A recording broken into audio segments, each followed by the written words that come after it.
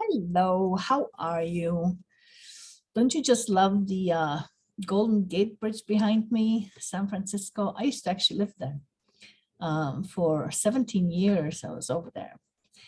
But anyway, today I want to talk to you about how can you trust again? You know, a lot of us get hurt, obviously, as we live life, by even by the very people who love us and who we love the most. We can experience betrayal, um, hurt by our partner, perhaps by our twin flame. Perhaps they disappointed us in a major way, or we feel that they used us, or we can be disappointed by people or hurt by people in general, um, or our soulmate, or our family members or friends. There's so many ways that we get hurt in life, and it diminishes our trust, right? Where we can't trust again. We're very skeptical of things. And I mean, on one hand, it's good to be skeptical about things, but on the other hand, we can't just close the doors on life. I mean, sure, you can close the doors on life, but you also close the doors on opportunities that may come your way, or the real love that wants to come in, or the relationship that you could have that is beautiful, but because you won't let it in, it's never going to happen.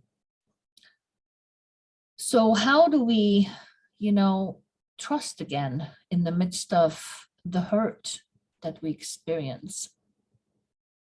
How can we trust again if we know that we've gotten burned there before? And, how do we go back there again and trust?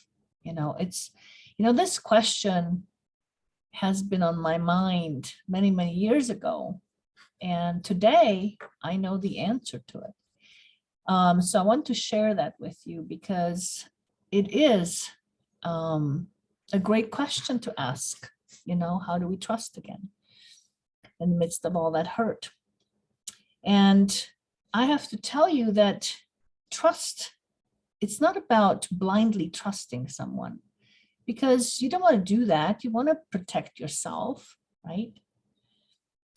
But what you want to do is trust yourself to make an objective and sound judgment about a person, about a relationship, about, whoever, about the people that you're around. You want to be able to make an objective judgment. And that, my friends, is the key to trusting again. And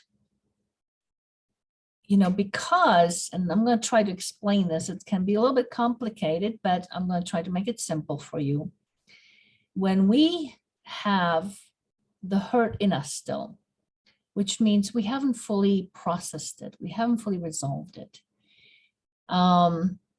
we're coming from a place of fear, and we're actually attracting more of the same. And our judgment is off because it's skewed, because we're looking at it through the actual pain that hasn't been fully processed. And so we see things very subjectively at that point. And so in order to gain that objectivity, to be able to make an objective judgment about something or someone, is to actually heal that hurt. Because if we heal that hurt and we can transform that hurt, that pain into wisdom for our soul, then in essence, we've grown, then we've learned from it.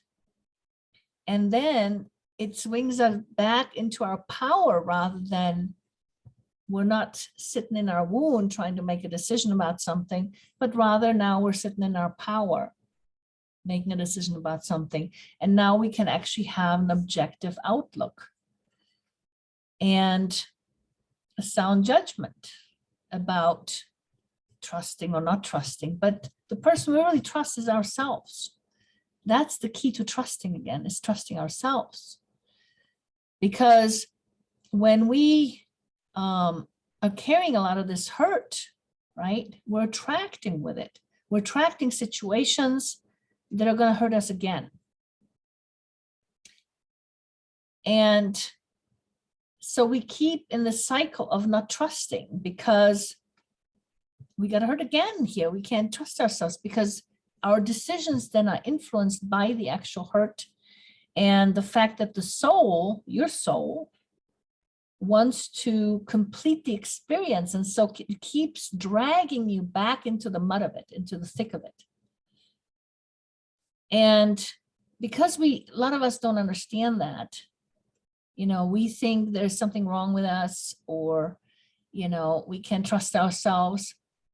But all you have to do is just understand that that's what's happening, and that's why it's happening. And it's not because, you're not capable of having an objective judgment about things, but rather you are trying to work out some unresolved experience right now.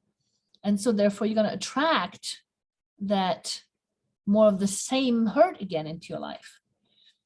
And when we can get to a position of actually healing that and beyond that, then the soul, we free ourselves up to create something different, something better, something that we actually want. And then our objectivity is there, because we now have an objective outlook at something and not influenced by our fear, our hurt, and, so forth. So what I'm trying to say, it is so critical to actually heal those old wounds, to be able to be objective, and then to be able to trust again. And again, the trust is something that, trusting ourselves. We shouldn't blindly trust just anybody and let people walk all over us. Nobody's asking that, right?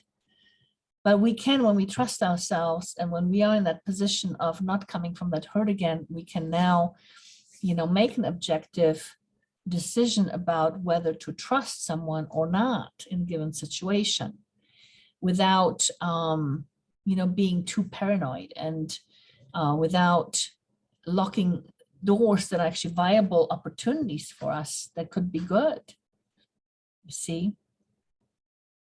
And so the key is to heal that old hurt. So I want to invite you, if you do have challenges with trusting and you have gotten hurt before, and you have gotten hurt before, and this is a challenge for you, I invite you to subscribe to the program that I have posted below the video, because I offer different programs where I use my quantum healing abilities through guided meditations, guided healings, where you can actually work on that for yourself and move yourself into that position of trusting again and feeling good and being in your power and attracting the good things in your life. So I hope this helps. Namaste. Till next time.